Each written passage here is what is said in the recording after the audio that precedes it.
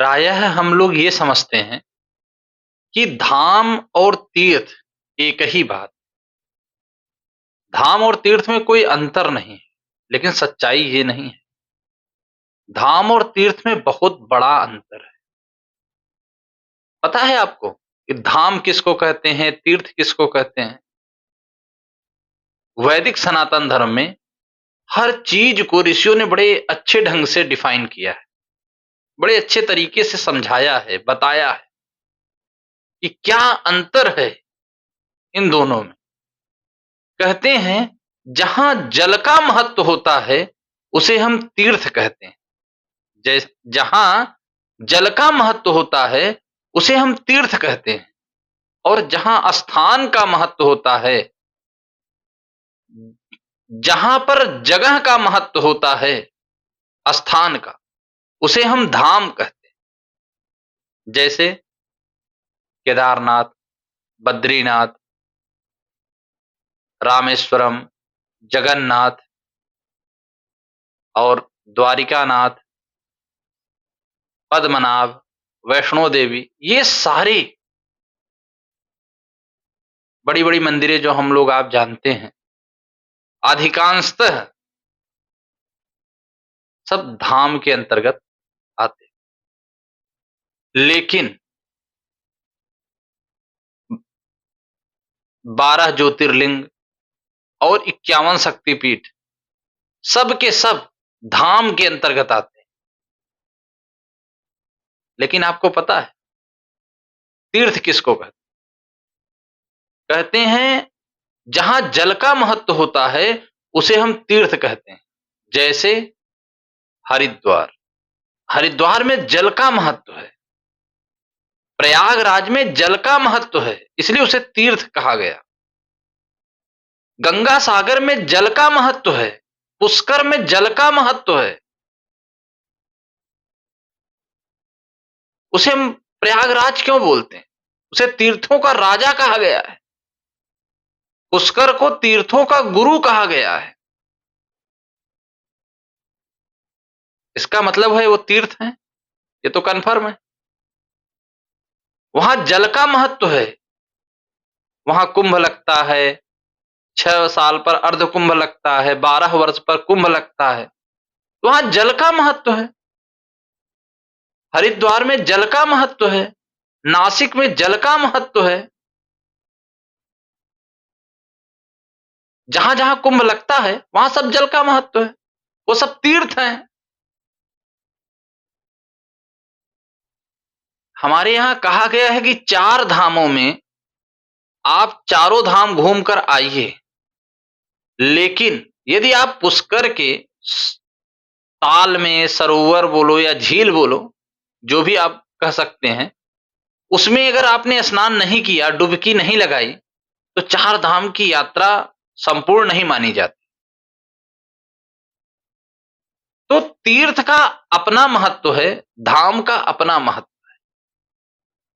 तो तीर्थ का मतलब है जहां जल का महत्व हो उसे हम तीर्थ कहते हैं, और जहां स्थान का महत्व हो उसे हम धाम कहते हैं। ये बात हमें समझना पड़ेगा। और विशेष बात यह है कि प्रयाग सिर्फ एक नहीं है। प्रयाग भारतवर्ष में अनेक हैं। कर्णप्रयाग, रुद्रप्रयाग, विष्णुप्रयाग, हाँ, देवप्रयाग, कई प्रयाग हैं। उत्तराखंड चले जाइए, बहुत सारे प्रयाग मिलेंगे। कहते हैं जहां 2 नदियों का संगम होता है उसे हम प्रयाग कहते हैं। जहां 2 नदियां आपस में मिलती हैं उसे हम प्रयाग कहते हैं।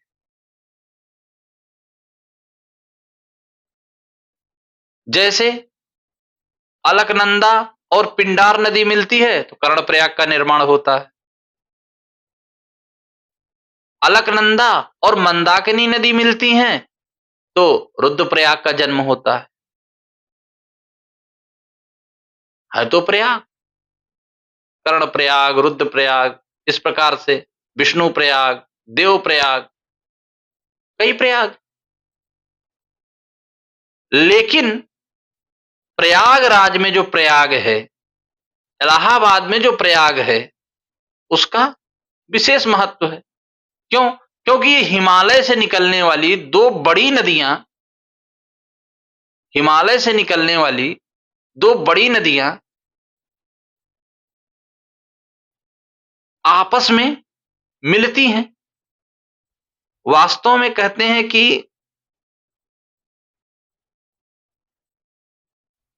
हिमालय तंत्र की यहां दो नदियां आपस में मिलती हैं, जिसके कारण इसके जंक्शन बिंदु को प्रयाग कहा जाता है। लेकिन यहां कहते हैं कि तीन नदियां हैं, है तो तीन पर दिखती दो हैं, एक अदृश्य दिखती है। इसलिए इस स्थान का नाम पड़ा त्रिवेणी। कहते हैं यहां गंगा और यमुना का तो संगम है ही, यहां माता सरस्वती भी प्रवाहित होती हैं विलुप्त रूप से, वो दिखाई नहीं देती। इस कारण से स्थान का नाम पड़ा इस स्थान का त्रिवेणी। यहां तीन नदियां मिलती और सरस्वती विलुप्त हो गई, जिसके कारण वो दिखाई नहीं पड़ती हैं। इस कारण से यहां तीन नदियां आपस में मिलती हैं, इसलिए तीर्थों का राज्य प्रयाग हो गया, तीर्थों का राजा प्रयागराज हो गया। लेकिन क्या आपको पता है, लेकिन क्या आपको पता है कि काशी में इतना नदी की महिमा क्यों है?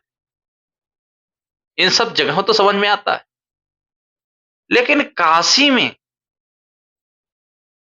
गंगा की इतनी महिमा क्यों भाई?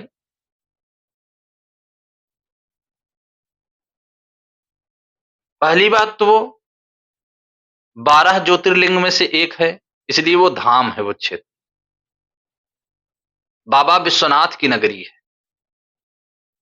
और दूसरी बात, गोस्वामी तुलसीदास जी कहते हैं और भागवत में भी लिखा है कि काशी मुक्ति की जन्मभूमि है।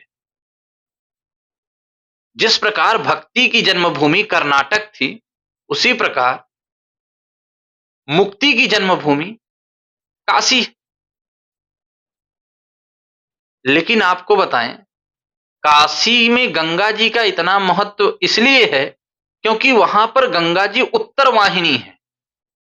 जब कोई नदी प्रवाहित होते हुए दक्षिण से उत्तर की ओर प्रवाहित होने लगती है,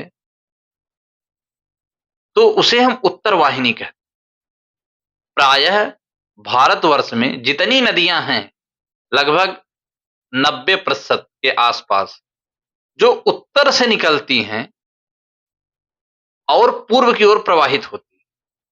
लेकिन नर्मदा और ताप्ती, ये दो नदियां बड़ी नदियों में जो पूर्व से निकलती हैं और पश्चिम की ओर प्रवाहित होती। लेकिन जो नदी दक्षिण से उत्तर की ओर प्रवाहित होने लगती है, उसे हम उत्तर वाहिनी कहते हैं। उसका उस स्थान पर, जिस स्थान पर वह प्रवाहित होती है दक्षिण से उत्तर की ओर, उस स्थान पर उस नदी का विशेष महत्व होता है। इसी के चलते काशी में गंगा जी का विशेष महत्व। काशी में गंगा जी का विशेष महत्व है। कहते हैं मणिकर्णिका से लेकर ये सुल्तानागंज से आगे लगभग 2.5-3 किलोमीटर तक, आगे तक ये पूरा क्षेत्र काशी का, जहां गंगा उत्तर वाहिनी है।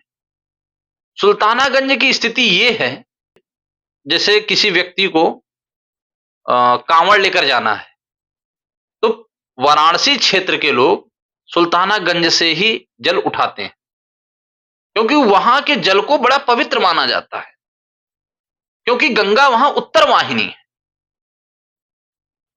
फिर लोग वहां से बैजनाथ, केदारनाथ, रामेश्वरम, जहां भी जिसको ले जाना है, वो गंगा का जल वहां से उठाकर ले जाता है।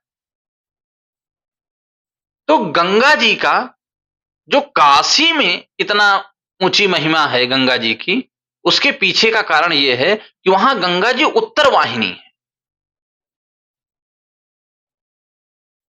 उत्तर वाहिनी की इतनी महिमा क्यों है?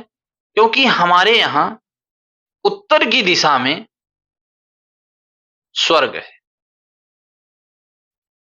मोक्ष की दिशा भी उत्तर को बताया गया है। इसलिए कहते हैं कि काशी में मरने वाला व्यक्ति, जो मणिकर्णिका के क्षेत्र में व्यक्तिगत जला दिया जाता है और फिर वो गंगा जी में उसकी अस्थियां प्रवाहित हो जाएं, तो मुक्त हो जाता है। उसका पीछे का कारण यह है कि वो क्षेत्र जो है वो उत्तर वाहिनी है। वहां गंगा जी का जो प्रवाह है वो उत्तर वाहिनी है और उत्तर की जो दिशा है वह मोक्ष की दिशा बताई गई। इसलिए गंगा जी का विशेष महत्व है काशी की भूमि पर। इसलिए प्रत्येक मानव ये चाहता है कि मैं अगर काशी जाऊं तो वहां गंगा स्नान जरूर करूं। ये हर व्यक्ति की मीमांसा होती है, इच्छा होती है। इसी कारण से, क्योंकि गंगा वहां उत्तर वाहिनी है और उत्तर वाहिनी के चलते काशी का विशेष महत्व है। ऐसे ही 12 ज्योतिर्लिंग में एक नर्मदा नदी जो है वो ओमकारेश्वर मंदिर के समीप से बहती है।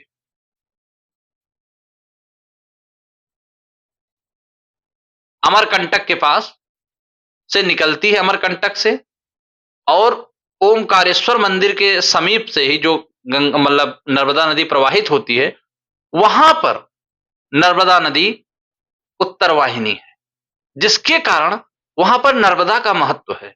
जो काशी का महत्व है वही वहां पर नर्मदा का महत्व। और हमारे यहां एक कहते हैं कि सब तीर्थ बार बार, गंगा सागर एक बार। गंगा सागर जो तीर्थ है वहां भी कुछ विशेष बात ऐसी ही है। कहते हैं कि गंगा नदी दो जगह पूरे, मतलब हिमालय की जितनी नदियां निकली हैं उसमें गंगा नदी तंत्र से जो गंगा जी की धारा है वो सिर्फ दो ही जगह गंगा जी उत्तर वाहिनी हुई है। एक काशी में, दूसरा गंगा सागर के पास।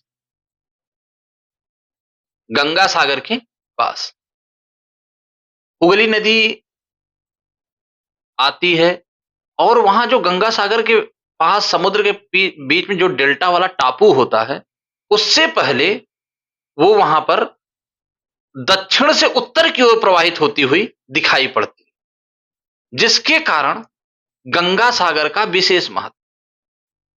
एक तो गंगा जी सागर में मिल रही हैं, उस स्थान का अपना महत्व है ही, साथ ही साथ वहां पर गंगा जी उत्तर वाहिनी है, इसलिए भी उसका विशेष महत्व है। फिर आप लोग ये सोच रहे होंगे कि अयोध्या और मथुरा क्या है, मतलब वृंदावन क्या है और अयोध्या क्या है, इसके बारे में थोड़ा स्पष्ट करें। क्योंकि वहां नदी भी है, वहां धाम भी है, भगवान का जन्म स्थान भी है। वास्तविक रूप से नदियां तो कई जगह प्रवाहित हो रही हैं, ये तो मनुष्यों की जीवन रेखा है नदियां। लेकिन अयोध्या में, अयोध्या की महिमा भगवान राम के जन्म लेने से, उसके बाद राम के जन्म लेने के कारण सरयू की महिमा बढ़ी है। कृष्ण के जन्म लेने के कारण यमुना की महिमा बढ़ी है उस स्थान पर। इसीलिए उन सब स्थानों को धाम कहा गया है, उन सब क्षेत्रों को धाम कहा गया है। वृंदावन धाम है, ना कि कोई तीर्थ है। अयोध्या धाम है, ना कि कोई तीर्थ है। यह बात समझनी पड़ेगी। वहां भगवान का जन्म हुआ जिसके कारण नदियों की महिमा बढ़ गई।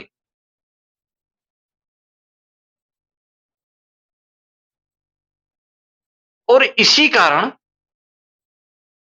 वृंदावन भगवान का धाम कहलाएगा, मथुरा भगवान का धाम कहलाएगा और अयोध्या भी भगवान का धाम कहलाएगा।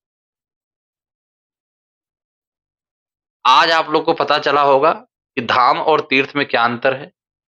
अगर आपको किसी भी तीर्थ या धाम में कोई संदेह हुआ हो, बात समझ में ना आई हो, तो अपने विचार ज़रूर प्रस्तुत करें और कोई अगर भूल-चूक हो गई हो, तो आप हमको माफ़ कर दीजिएगा। शब्द हैं, कभी ऊपर-नीचे हो गए होंगे, उसके लिए सॉरी। तब तक के लिए राधे राधे।